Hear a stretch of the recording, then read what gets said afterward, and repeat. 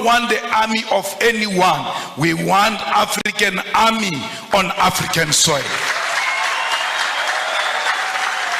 The Pan-Africanist Institute should therefore provide ideological, political, and technical weapons to all progressive forces of the African continent to fight against colonialism.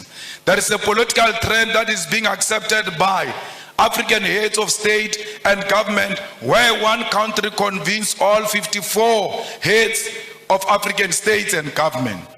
The United States of America, France, China, Russia, and United Kingdom convene all 54 heads of states and government for a meeting, and they all go following each other like Casey and Jojo as heads of states to listen to one head of state, 51 of them.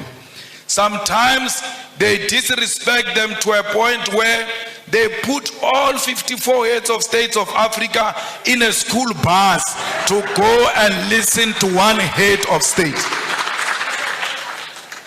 What happened to these men? Because all of them, majority of them are men.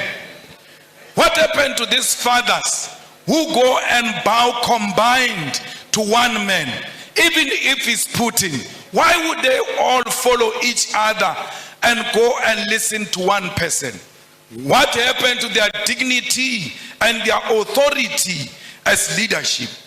They must have leadership qualities to know that Putin is equal to them, that China is equal to their own single country, irrespective of their size, because what matters is sovereignty.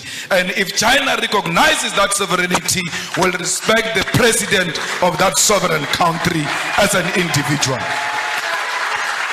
Comrade Kwame Nkrumah noticed